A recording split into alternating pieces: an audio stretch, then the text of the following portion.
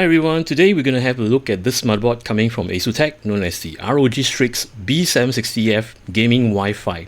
Before I begin, I'd like to thank our local ASUS Singapore to have provided this board for me to share with you guys. Let's begin. When you unbox this box here, you'll be ushered with the motherboard itself, and at the side, this is the Wi-Fi antenna.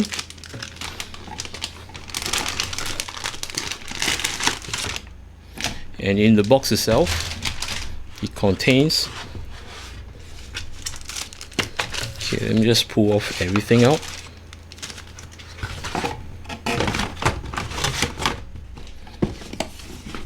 Now in this box itself, it contains all this stuff over here. I'll start off with the SATA cable. You have two, which is given. One is a right angle, one is a straight. Additional thermal pad, this is for your M.2. Additional M.2 screws where you have the clip on, I will show you later. A keychain, stickers for your case and such. Just a greeting from ROG, then telling you about the website, storage and such. The instruction manual, 7 zip ties, and these are rubber pads for you to support when you mount the M.2 on your motherboard itself. This is how the motherboard looks like. Before I go on with the details, I'd like to talk about this Wi-Fi antenna that comes with the motherboard. As you can see, it can swivel 180 degrees. Best part of all, when you have connected these two connectors to the rear of the motherboard, which is this two, you can just magnetize this whole antenna onto your case, which I'm going to show you, assuming this is the case top. See, it's not going to move anywhere. Or if this is the rear itself, right, I mean the rear of the case, this is the top of the case where the fan is over here. See, you can place this way, or even the other way around, which you can swivel 180 degrees. A nice touch. I like this antenna a lot. It's very functional. Kudos to ASUS. On the motherboard itself, I'll start off with the VRAM. Now, it comes with a 16+1 phase 60 choke, which is enough to drive a 12900K or a 13900K processor from Intel. Right above the VRAM itself, right, there are two chunky heatsink, be it the back or the side. These are all aluminium. And on the rear itself, right, at the top, this is a plastic casting whereby it has a touch of ARGB over here. Next will be the 1700 socket. As mentioned to you, this motherboard support a 12 gen or 13 gen processor, whereby you have this 1700 socket. Now at all times, if you have not placed your processor in, or should I say, not going to prepare your processor, right, make sure that this cover is closed at all times. Reason being, right, if you have this open, right, exposed, right, accidentally, if you to hit the pin, right, dented the pin in the socket, then you will not be able to use the motherboard. So take note on this. So at all times before, if you are not placing any processor, make sure that it's closed. Moving downwards over here, there are 4 DIMM slots. You can run single or dual channel DDR5 RAMs. Make sure it's DDR5 RAMs and not DDR4. DDR4 will not fit. Now, it has a XMP profile enabled at the max speed 7800 megahertz. Now, speaking of which, right, this motherboard have catered for future RAMs, which I believe some of you have noticed. They are coming out with the 24 gig and the 48 gig RAMs. So surprisingly, that this board here, right, with all the 4 DIMM slot, it supports up to 192 gigabytes of RAMs instead of the old version whereby it only support up to 128 gigabyte. So take note on this. This is pretty neat. Moving on with the M.2, let me just take out all this shielding. Okay, this is how it looks like. For the M.2 arrangement, there are total of 3 generation 4 PCI-E 4.0. M.2 slot 1, 2, and 3. And all this M.2 slots, right, comes with the clip, which is like this. See? So if I were to place a M.2 to the slot, okay, I can just plug it in, and by using this clip over here, right, see, it clips and secure in place. It doesn't move anywhere. See, it doesn't move. So all this M.2 slots, right, this, be the top, the bottom two, it's all with this clips over here. And in the event if you were to break one of the clip, right, do not worry. There is a additional clip that's provided, which I showed you earlier. You can just replace it and to place the spare to it. If you are installing your Windows OS, I would advise you to plug it at the most top section where it's near the processor, because this M.2 is controlled by this processor over here. And the bottom two section, this two M.2, is controlled by your B760 chipset, which is underneath this very big heatsink. In the event if you would have just a generation 3, since these are all generation 4 slot, not a problem, you still can plug them, it's backward compatible. Speaking of which, right, all this M.2 slots over here, they are provided with this armor shielding, whereby you have this thermal pad. You have to remove off this thermal pad before you place it back to the slot, whereby you will absorb the heat from your M.2 through this thermal pad and through the heatsink. And this heatsink over here, right, all the screws here, right, you don't have to worry that it's going to be missing because they are captive screws. See, it doesn't drop. Same goes to the bottom. Next will be the PCI-E slot, where you have 4, 1, 2, 3, 4.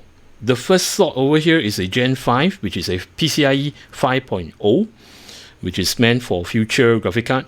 Right now it's actually generation 4.0. You still can plug it in, it's backward compatible. However, at the bottom 3 section over here, right, these are all Gen 3.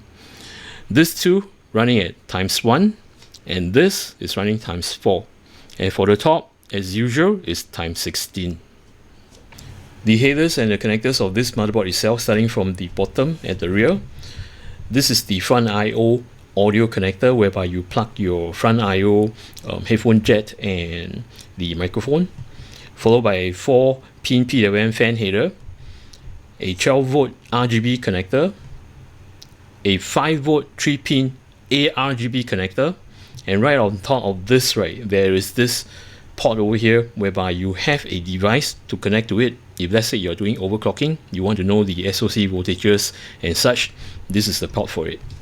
Next will be 2.0 USB header, and this is the T sensor, whereby you have a device, a sensor. When you plug to this, right, you can sense the temperature anywhere of your motherboard, be the M.2, or the B760 chipset. This is additional. Now, followed by a Thunderbolt port.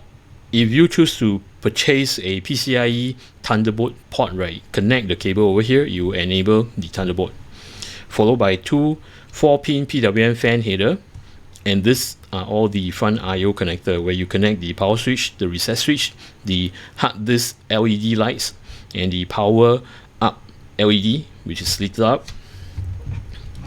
Now, moving along this side over here, you have 4 SATA port, followed by a 3.0 USB Type A port for the front I/O, and this is a Type C 3.2, which is also for your front I/O, followed by a 24-pin power connector, a 5-volt 3-pin ARGB connector, another 5-volt 3-pin ARGB connector, followed by 2 4-pin PWM fan connector, a 8-pin EPS connector, and a 4-pin additional EPS connector. Now, at all times, right, you will only need to plug the 8-pin. Unless you're doing overclocking and such, right, then probably you will plug this additional to supply more voltage for your processor when you do the overclock, or maybe when you're doing the LN2. But at all times, 8-pin EPS is more than enough to provide the processor with slight overclocking. Now, if you were to take note right at the center over here, there are two more 4-pin PWM fan header. At the rear over here, if you're running a processor that comes with an integrated graphic, you're able to use this port over here. The top is a display port version 1.4 and the bottom is a HDMI port which is version 2.1, and both you can run at 4K at 60 Hz. Now you'll be ushered with a total of 7 USB Type A port and a Type C port. Now all this over here in blue over here, these are generation 1, which is up to a transfer speed of 5 gigabits per second. Else for this, which is in red, this is 10 gigabits per second. And at the bottom, which is the Type C, it runs at 20 gig per second. Now, at the front right, there is this Type C for your front I/O. This run only at 10 gigabits per second. Right above the USB port, you have this RJ45 socket where you connect your internet physical LAN cable to here, and the speed is up to 2.5 gig. At the bottom over here, you have a clear CMOS button. In the event you want to set the system in default configuration, make sure you power down the system. Then you can press on this, hold it for 3 seconds, let go, and you will set the configuration as default. Next will be the BIOS flashback button, whereby if you want to flash latest BIOS without the processor, without the RAMs in, right, you can just plug to the power supply, then you can just operate this by pressing this. And of course, you need to supply the USB firmware. This is the only socket that you will place this in order to make use of the flashback BIOS button. And at the side, there is this hole over here. It indicates the BIOS flashback activity. It has a LED over here. Now at the top over this two, these are for your Wi-Fi antenna, which is this. By the way, this Wi-Fi is equipped with Bluetooth version 5.3. Then come to this section. These are all your audio connectors, whereby you have the subwoofer, the rear speakers, line in, speaker out, and the microphone in, inclusive of the audio optical out. This motherboard does not have a digital debug LED indicator, but it does have a debug LED indicator, which we'll light over here if there are any errors.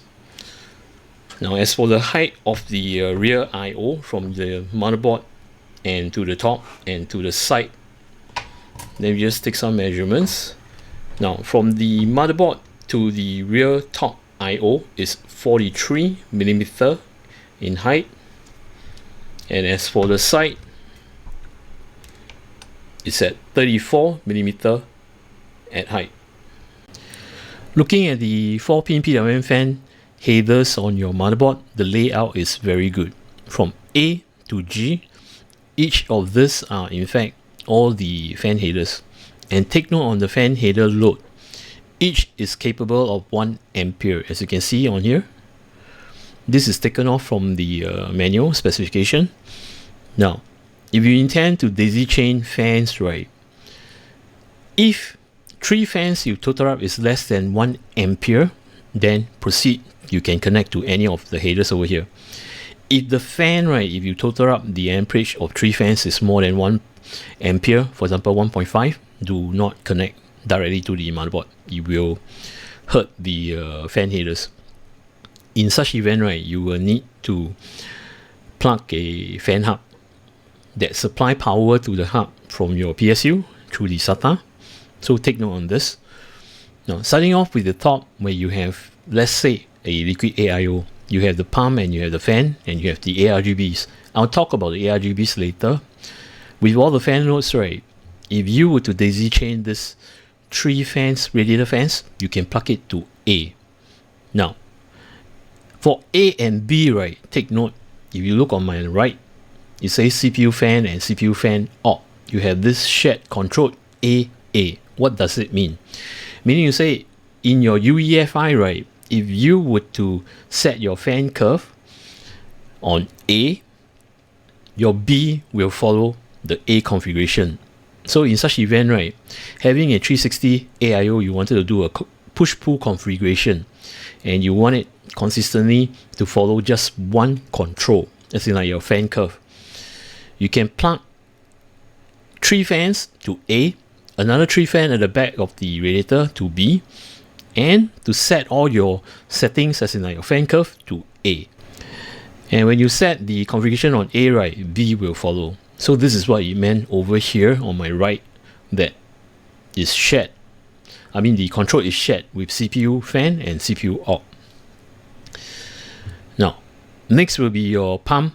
As mentioned, this is plugged to D, which is a dedicated port for your AIO pump, which is nice. Then followed by your front, you can connect, as mentioned, 3, make sure it's not over 1 ampere. You can connect to G, which is chassis 4. Then for your bottom fans, right, it's either you plug to F or E, either one. Reason being, right, it's like, it depends on your cable, how far away from reach. As in like, if it is nearer to F, plug it to F. If it's nearer to E, plug it to E. This is something which I like and appreciate motherboard manufacturer, which have include a fan header near the rear. As you can see here, right, I'm plugging the cable from the rear to this header over here. And I can just tuck the cable nicely and to do cable management to hide the cables. Else for some other motherboards, right, they do not have this motherboard header over here. I mean the fan header. So I got to route the cable all the way to the bottom, which is kind of like messy and it's kind of like silly. So well done, ASUS. Coming to the ARGB. Now those in red, these are all ARGB. And take note that there are 3 connectors, ARGB1, ARGB2 and ARGB3. Each individual ARGB have 3 ampere of load. So if again, when you daisy chain 3 fans, right, make sure that the ARGB, which is indicated in your specification, LED, voltage or usage or ampere, make sure that this 3 doesn't go 3 ampere, which I don't think any of the fans will. 3 will be okay, not a problem to plug into one of the headers, either of the headers, as each header I mentioned is 3 ampere. By the way, if it's not enough, right, let's say you plug more fans, daisy chain more fans, right, and you plug to the ARGB headers, right, if it doesn't work, one of your fans will not have the ARGB effect. So that's the issue if you go beyond 3 ampere. Now, having said this, right, on the top, okay, where you can see, I can plug the radiator fans with all the ARGB effects in ARGB port 1. And having to say so, right, I know that having 4 fans, right, is not above 3 ampere. So I daisy chain the rear ARGB connector to my radiator ARGB fans. Then connect to ARGB port 1. Same goes to the front fan, where I plug to ARGB port 2. At the bottom, I'll plug it to ARGB port 3. If you were to take a look at the overall diagram, as in like the connection points, as in like the wiring, the fans, the ARGB connectors, they are all within reach. You don't have to do crazy cable management. Just to show you the ARGB effects on this motherboard, in fact it's only this area. And of course this ARGB effects you can control by its in-house application known as Armoury crate. Next, I'll be showing you the UEFI of this motherboard, and there will be one section which I'm very impressed. I can undervote a 13700K, which is very impressive. Let's get into it.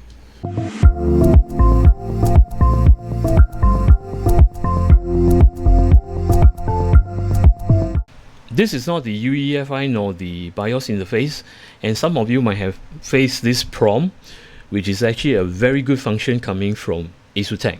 In fact, most of their motherboard have this function. It is to protect your processor and your system. Why do I say so? It reminds you to check your CPU fan header, make sure it's connected with either a air cooler or a liquid AIO, the radiator fans, onto the CPU header. If you do not connect that, right, and they don't detect any fan that is spinning to cool down the heatsink that is connected to your processor, you will have this message. Or some of you might hate it, as in like in the event if you were to have a controller, separate controller, not plugging into the CPU fan, right, you find this irritated. So I'm going to teach you how to bypass this.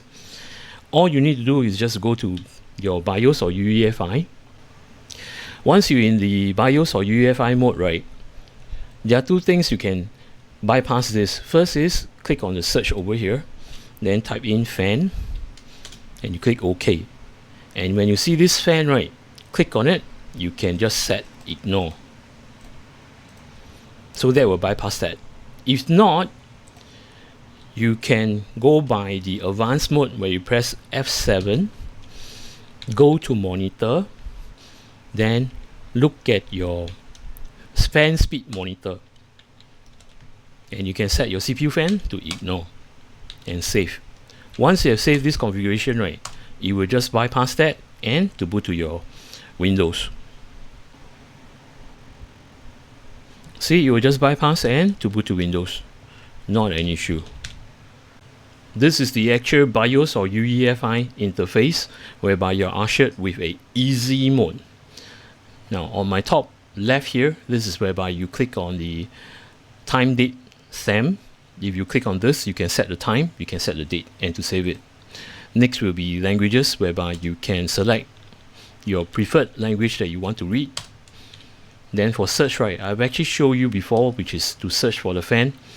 In the event, you can search, for example, let's say you want the resizable bar to be enabled also, you can just click on, you can just search for bar and to enable over here.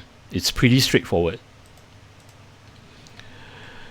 Then of course for Aura itself, right, now for Aura it means your ARGB and your debug LED on your motherboard, and it has 4 functions as you can see over here. You can read, as in like to disable the LEDs or to disable the ARGBs is all listed over here. Next will be the resizable bar where you can turn on or off. Now this board has a built-in memory test whereby you can test your memory, see if it is stable, and of course when you do the changes like tightening the timings of your RAMs and such, right, or maybe boost up the clock speed, make sure you save it before you do the test. Now at the bottom over here, these are all the information, this section over here. So it tells you the motherboard itself, the BIOS, build, and what kind of processor you're using, then what RAMs you have populated in the motherboard itself. And over here, okay, let me just click this off first. Over here, this is to show you the CPU temperature. I know it's pretty hot because Singapore right now, the temperature is 31 to 32 degrees Celsius room temperature. It's pretty hot. And of course it shows you the CPU voltages and the motherboard temperature, then followed by what kind of storage that you have. Right now I only plug in a M.2. Then over at this section over here, right, this is whereby you enable your RAMs to XMP profile or disable. I've enabled it, so you can do it over here. Now earlier on, when I show you at the very beginning before the UEFI, where you have this prompt message saying that your CPU fan is not detected, the reason being, right, I have a separate controller which does not plug to the CPU fan header, which is here. So I'll plug to the chassis fan. So that's the reason why it prompt you that message. So I've taught you how to ignore it. So these are all the fan profile. If you populate in the case itself, right, with all the fan connected to your motherboard fan headers, it will show over here. Over here, Intel Rapid Storage technology. This is something whereby if you make use of this kind of technology, right, you can enable it. By default, it's off. And for Q fan control, right, when you click on this, you can go accordingly to each and every fan that you plug on your motherboard. Then from there, you can set either auto detect. Now if you set auto detect, there are several profiles over here. You can select silent, turbo, full, or you can set it manual. But most of the time, for me, right, I would just do PWM because it's a 4-pin fan connector. If it's 3-pin, right, then you have to select to DC. I have another video regarding about what's the difference between DC and PWM. You can check on the top right hand corner. I will just leave the URL over there. Now speaking of which, right, as mentioned, I like to do PWM mode. Then I will derive my own fan curve, which is you can plug over here, sorry, manual. You can plug over here and to derive your own curve based on the temperature, which is over here. Let's say at 30 degrees Celsius, right, you want your fan to ramp up maybe up to 60%. See, you can see over here 60% of the fan speed. But for now, I'll just set it to auto, then I'll set it to standard. Back to the easy mode interface, whereby on my right you have this easy system tuning. Now you have two profiles to set. One is normal, whereby you run the processor as default, so as and when it needs the power to draw to do the maximum boost, right, you just grab the current from your PSU to your motherboard. Now you also can set it power saving, whereby it limits the power drawn to your processor, so your processor will be running at a consistent speed at a lower current pool. So this will save power. Now at the bottom over here, this is whereby you populate your hard disk or your M.2s. So this will be listed out over here. You're able to do dual boot or maybe triple boot. Take for example, now for now I only have one M.2. Imagine that you have three M.2s over here, and each M.2s, right, you are having first as Windows 10, second in Windows 11, or third Linux. So you can just drag and drop, as in like place the priority boot, as in like, for example, the third drive I'm having, the Linux, I can drag it up and be at the top. So when you boot the system, right, you will boot to Linux instead of booting to your Windows OS. Right at the bottom right, you have all these functions over here, whereby in the event, let's say you have configured everything and you want it to go by default, you can just click here, default, or press F5. Next will be save and exit, F10, and the advanced mode, F7. And this is the easy mode, right? You want to do more tweaks on your RAM sticks, for example. You can either click this or press F7. And this will bring you to the advanced mode, whereby you can go to AI Tweaker. As mentioned, if you want to tweak your RAMs, you can just, you know, set your this able to do in-depth tweaks on your RAMs. Now I'm not going to go into details, just to show you what are the main stuff, starting from main. Now for main itself, right, this is whereby it will show you the system specs, as in like the processor that you're using, then the BIOS that you're using, and the languages you can set, the time and date. Now for security itself, right, let's say for example you have done all the settings and you wouldn't want anyone to touch your UEFI. You can click on settings and to click on administrative password to set a password to lock your UEFI. And if you have siblings that you allow them to go into the UEFI, right, without messing your profile, you can set user password, whereby your siblings can enter by another password to do the tweaks. Now for AI Tweaker, this is mainly whereby you set your XMP profile, as you can see over here. Now there are three XMP profile over here. When you populate DDR5 RAM into this motherboard itself, right, I would advise you to set an XMP 1, because I've done 2 and the XMP tweak, my system crashed. So it's best to stay at XMP profile 1. Now besides this, right, you can set all this if you want to. I'm not going to go in depth. Then next will be all this AVX, the RAM timings, your B core, in-depth tuning using the low line calibration, and of course you have the internal CPU power management. This is whereby you set all the voltages, the amperage, and to limit the power drawn from your PSU to your processor, which I'm going to show you later. Now Tweaker's Paradise, this you can go through too. Then you have the ratio. You can set your ratio of your, the CPU itself, the cache ratio and such.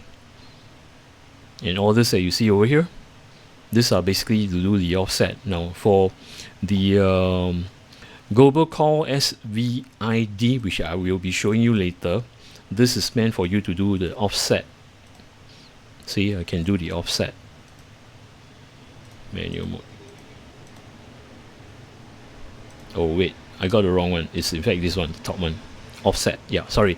Actual VRM core voltage. This is meant for you to offset whatever power drawn that is needed for your VRM to push your processor to run at a certain clock speed.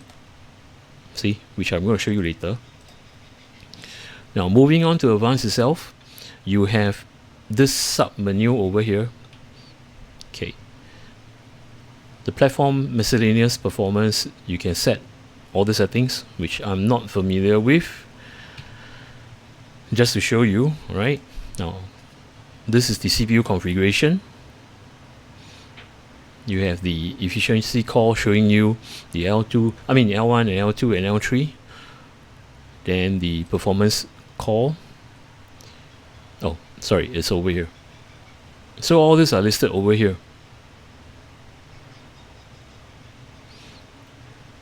Besides this, right, you have the system agent configuration. This is normally when I use it to set the virtual machine. For example, let's say you have Windows and you are running a sandbox. Make sure that you run this. This will calculate the amount of RAMs that is needed and to run a virtual machine in Windows itself. If you do not know what that is, you can just disable this, not an issue. Then you have memory configuration, remapping, disable and such, which I'm not touching. Graphic configuration. Now this you can set, the primary display itself, right? Either you use, if let's say your processor have a IPU, or should I say an integrated graphic card, you can just set the primary as this one, CPU graphics. But at all times I'll just leave it as auto. If you do not have an integrated graphic card, right, you can just set it to your PCI-E slot. Okay, not this, alright. PEG slot is in fact a different thing. So if you only have a discrete graphic card and your processor does not have a integrated graphic card, just set it to PCI-E. This will save the trouble from the system, right, when you boot up to search for the graphic card. Then when you have both enabled, right, as auto, right, you too can disable this or enable. But by default, when it detects the integrated graphic card, right, this iGPU in your processor itself, right, will be disabled. Okay, all this I'm not going to go through except for the PCI Express, whereby you can set the lane, see the generation, what you can do. Alright, now for this lane, right, the GG5, this is meant for your topmost PCIe slot of the motherboard, whereby it can run generation 5. By all times, I would just advise to set as auto. Unless you are using a PCIe 3.0 riser cable for your graphic card, then you will need to set Gen 3, because some of the riser cables, right, are rather fussy. Okay, next will be PCH configuration. Now this is something which you can set also. This is meant for your M.2s and the other rest of the the rest of the PCIe slot.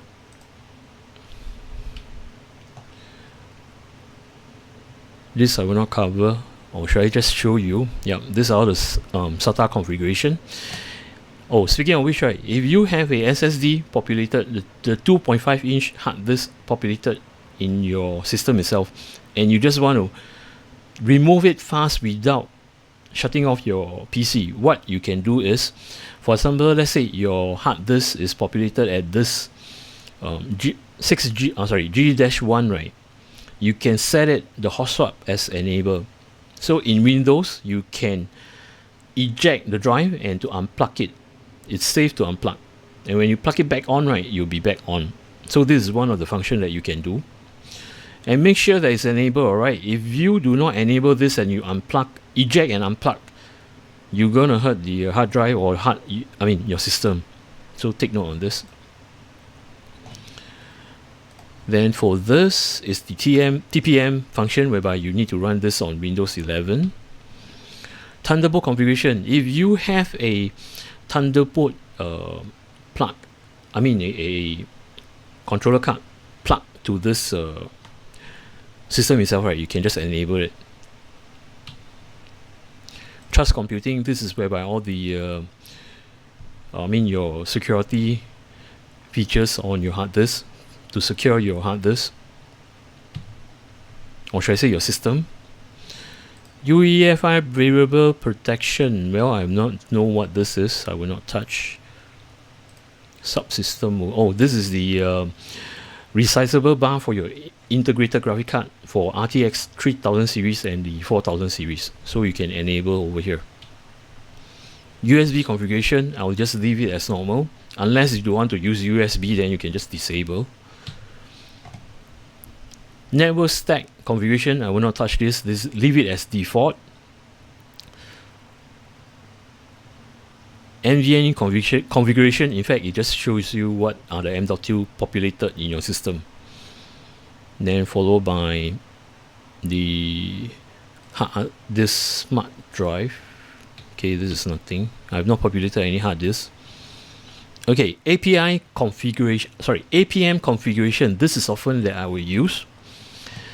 I will make sure that the power on by PCI-E is enabled. Reason being, right, I make use of wake up on LAN, so I will have this enabled. Meaning to say, if I'm having the system off, right, and plug to the LAN connection to my PC, as and when I'm outside, I can remote start my PC from outside. So I often do this. But if you do not use this, right, you can just leave it disabled. Onboard device configuration. Now for this, right, normally for me, my audio will be off, as in like disabled, because I'm using a additional audio interface. Unless you want to use the default audio from the motherboard itself, then do not disable this. LAN, internet LAN, if you are not using a physical LAN connection, you can disable this too. Then the rest, right, I will just leave it as it is, not going to touch. Now, something that curious me is that Wi-Fi 6E for Japan. I wonder what this is. If you guys know what this is, kindly let me know in my comments. Now, besides this, right, okay, the Intel Rapid Storage, this is whereby if you have that drive connected to this, you can enable this. Coming to the monitor section. Now, if you click on temperature monitor, right, it will tells you all the temperature in your system, as in like your CPU package temperature, as in like drawing from the PSU itself, the motherboard temperature, the VRAM, both sides, the top and the rear IO, the VRAM areas, these are the temperature. The chipset, this is meant for your B760 chipset. And the rest, if you have a sensor, they do have a sensor on the motherboard itself. You can just connect that and to sense other part of your motherboard. Then these are your RAM's temperature.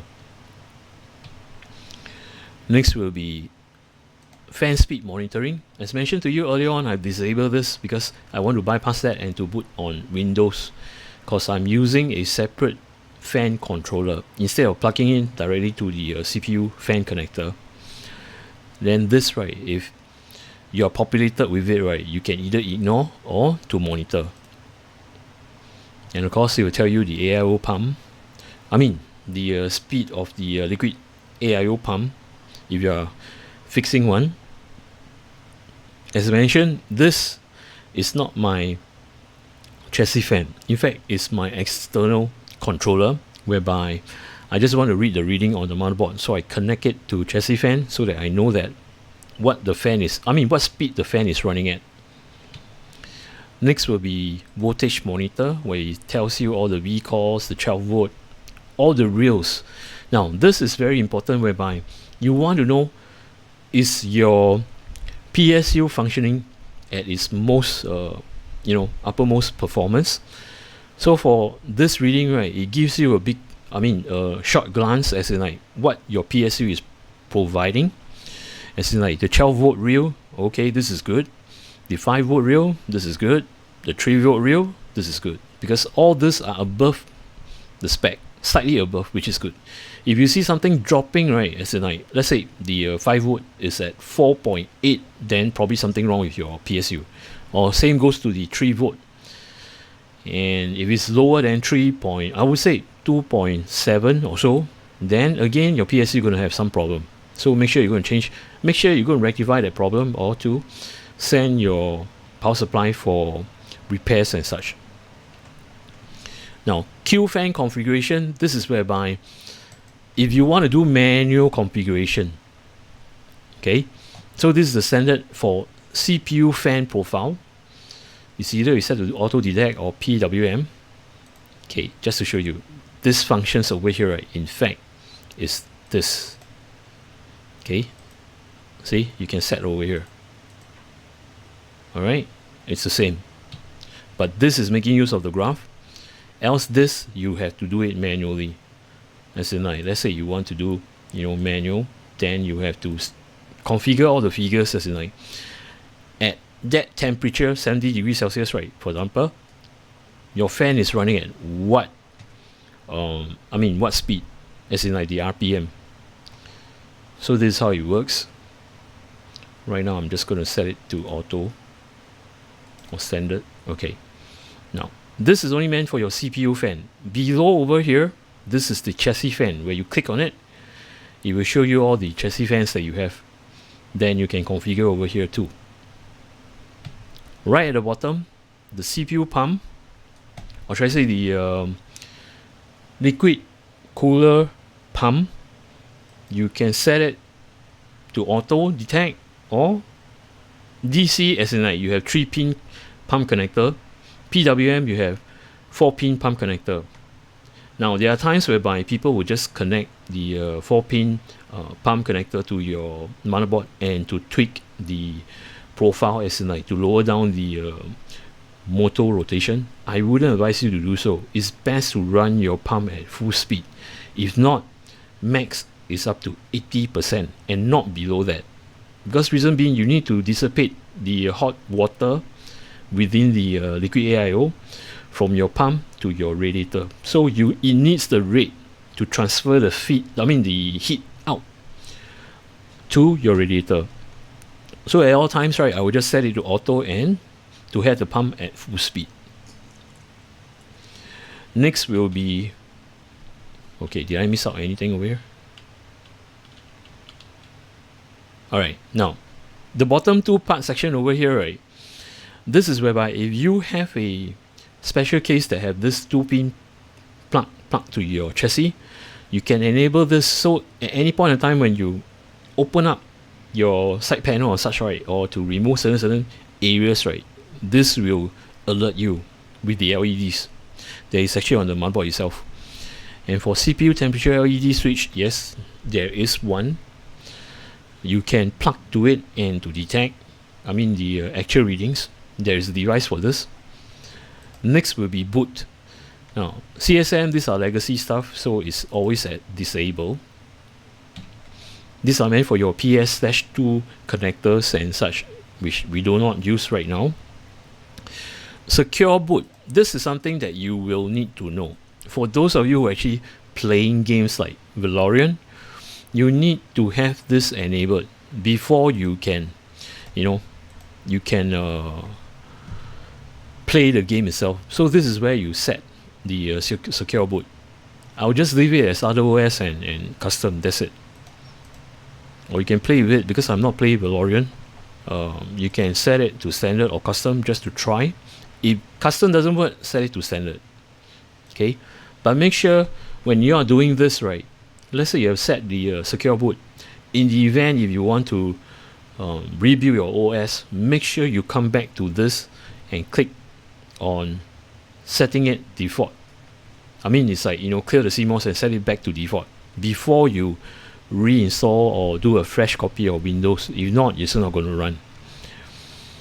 Now key management, this I believe is some keys that you will need, which I don't know what this is for. Okay,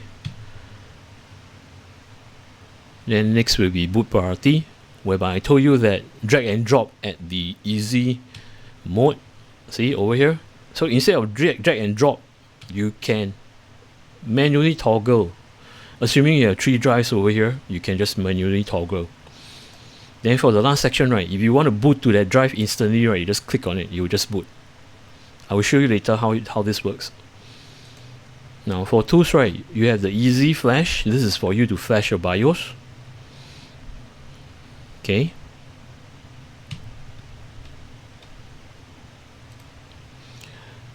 Then you can roll back your BIOS. It does support that. Publish HII resources, I wouldn't know what this is. Now, please be careful with the ASUS Secure Erase. I wouldn't make use of this application to erase your M.2. Reason being, right, some of the M.2s does not have the features known as AES. So if you do that, right, you might not be able to use the M.2. So take note on this.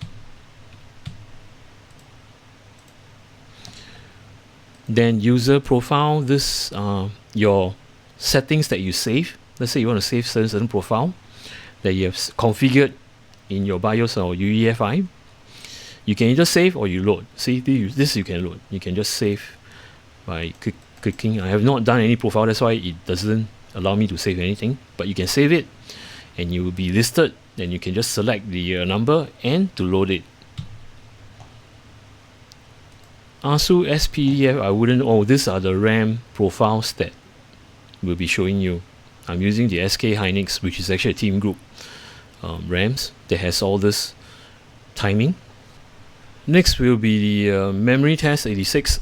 Now I will not toggle this as this will take you to another interface and I can't come back to the BIOS. I will show you later how it looks like.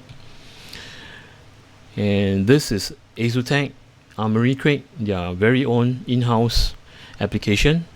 If you install a new Windows in your system itself, right, the first time when you boot up and it detects that it does not have this Armoury Crate, it will prompt you to install.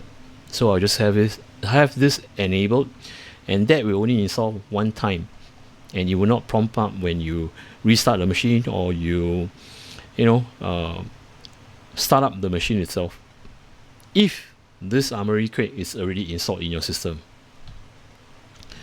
And as for my ASUS, these are all the add-on application where you can enable or disable. That is downloading from ASUS website. I have this disabled. Next will be exit. Load optimize profile default. This is just like when you are on the easy mode, you click on default. It's the same thing. Then followed by save changes and reset. What you have done, the changes, you just save and reset. Discard changes, what you have changed, and exit. Now this is a special, I should say, a special command whereby you load the UEFI shell if you have that on a thumb drive, which loads all the profile. But I don't think anybody will do this. Now earlier on I mentioned that at boot itself, right, if example over here, if there are few drive populated and you know that there are different OS like Windows 10, Windows 11, Linux, and so if by clicking this, right, in fact it will just boot straight. See, that's what you can see. It will boot straight to your Windows application, or should I say Windows OS. Now to show you the MEM test 86. For MEM test 86, when you have done all your tight timings on your RAMs and all the voltages and such, you want to test stability, you can come to tools and click on MEM test 86. It's an in-house application, so when you trigger this, right, it will take some time to load and read all the necessary function of your CPU, your RAMs, your all the rest of the stuff, and it will come to this. Now just have to wait and it will just test. So this is how it works. And once everything is okay, right, it will give you a pass. So that's where you can start to make use of the machine with your stable clock frequency on your RAMs and the tight timings on your RAMs. Very neat function. And of course, if you want further, in-depth configuration on the MEM test itself, right, you can just press escape here and press on go back to main menu number 3. Then this is where you can do all your settings over here. See?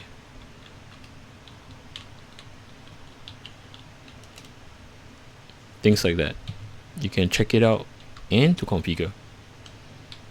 So you can actually play along with this stuff over here, and as and when if you do not want to make use of this program, right, you can just press exit, which is X. Now if you press X, right, you will just boot the system, reboot the system, and to go into Windows.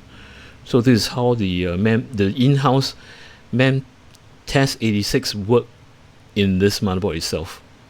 Very, very nice function. Now I've loaded in Windows, and I'm going to show you the Armor crate or Armoury crate. This is how it looks like. So this interface, right, will tell you the CPU processing speed and such, where you can see all the cores over here. It will just show you.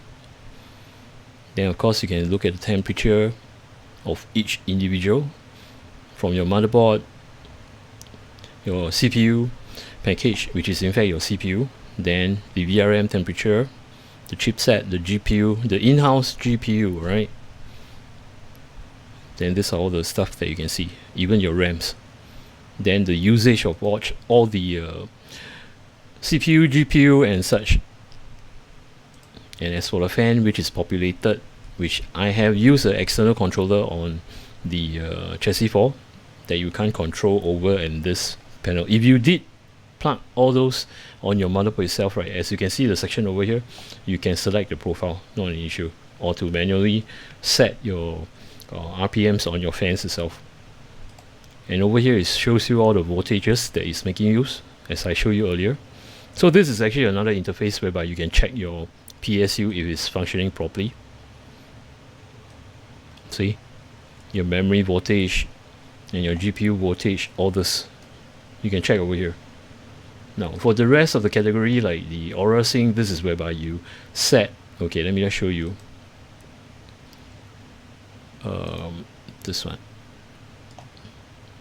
Now it will show you things like this. This is meant for me to control my RAMs. Okay, I only have RAMs on it, so you can set all your static, breathing, etc., all this ARGB stuff that you can play with. Now back to the main function. Then of course you can register your motherboard with ASUS to have the warranty honored from them. Now besides this, right, something which, okay, this you will need to play with, something which I need to show you. Now the system itself is running on default, so I will explain to you why the temperature is so hot, based on the fact that this motherboard here, right, in fact, if I do not limit the power itself, is pretty aggressive, and I'll show you why. Now take note on the readings over here. Okay, you might be saying that, hey, this is crazy. Looking at the power limit itself, by default it's going at minimum of 253 watt, and you can pull this, not really this much, but it just draw whatever is needed to run at the clock frequency. So let me run one test. Okay, and as you can see right over here, it will show you everything what the system is doing, I mean what the motherboard is providing, and it's running at a temperature of really super high. My fans are ramping up to in order to sustain a 5.2 gig boost, right, while running the test itself. This is Cinebench 23 R23.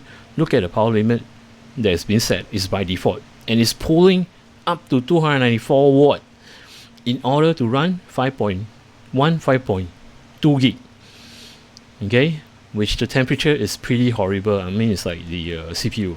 So what you can do is, let me just stop this, and to reboot to BIOS, there are two settings which can improve the situation.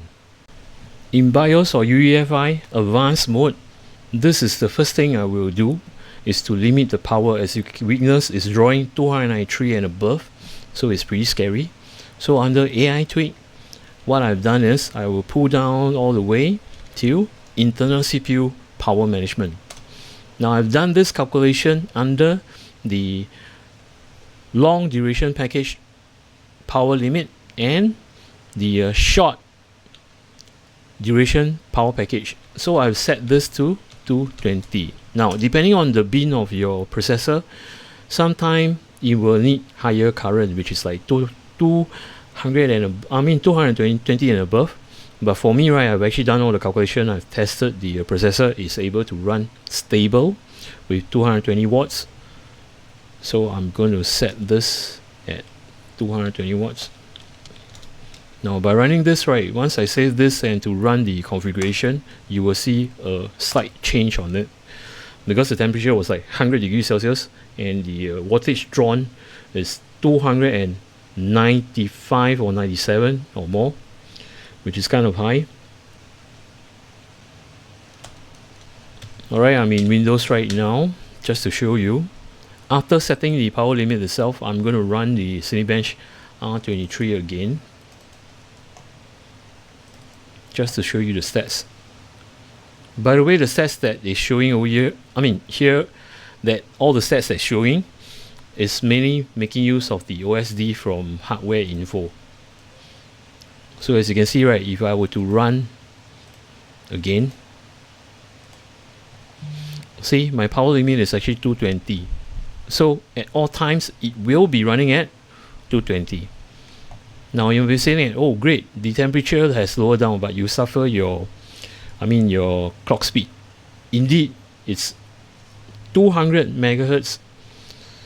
So if you want the 5 gig to run, right, okay, at better temperature, there is another way. So this is one way to lower down the temperature by limiting the power itself.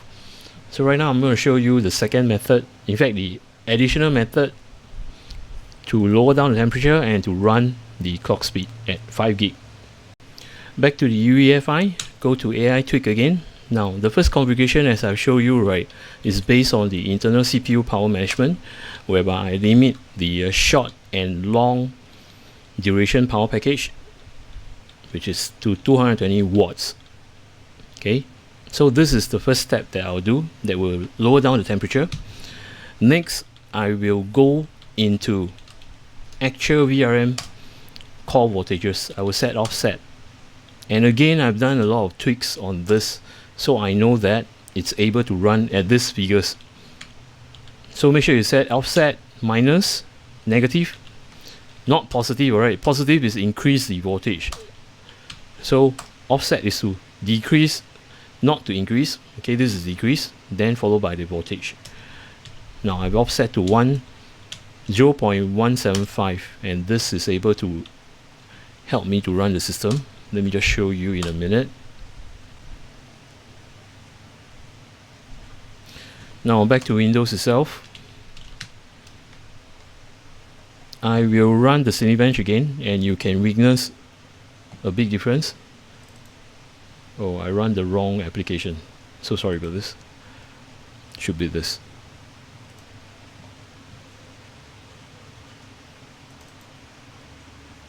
So if I were to trigger this, right, take a look at the readings over here. See, it's running the load. Now look at the temperature, 71 degrees Celsius, and look at the frequency, is 5.2 at a power limit of 220. So this will lower down the temperature and also to pump up your frequency and not hurting your system, because you have set it to a power limit of 220. Something which I like to emphasize on this if you are doing the tweaks. Now back to the UEFI, I'll go to the advanced mode. Under AI Tweakle, the first step that I've shown you is making use of the internal CPU power management. Now I know that my system, right, can go 215, not an issue, but the thing is I want it to be stable, so I've set it additional of 5 watt. Maybe 5 watt, you might say it's not really that much, but it's in fact a lot. So when you're doing the tweaks on this power package limit itself, right, make sure you know your processor, what's the TDP, which is the power drawn, which I know that this 13700K is running on 253. So you can actually do this on both, then slowly tune down step by 10 or step by 5. For me, I just do it step by 10. So I go 240, boot the system, run the benchmark, about 30 minutes or so, make sure that it's stable, play some games or such. And once that's stable, right, you can further lower down. So again, step of 10, lower down step of 10. So you can do 230, 220 and such.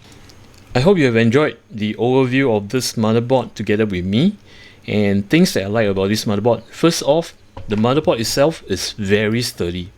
Reason being, you have this M.2 shield, inclusive of this shield over here, the VRAM shield. These are all aluminium, and it does provide rigidity to the motherboard itself, so it doesn't warp. On top of it, right, if you were to purchase M.2 that does not have a heatsink, you don't have to worry because all the slots are covered with heatsink, so that you don't have to worry about overheating your M.2s. That's one bonus point.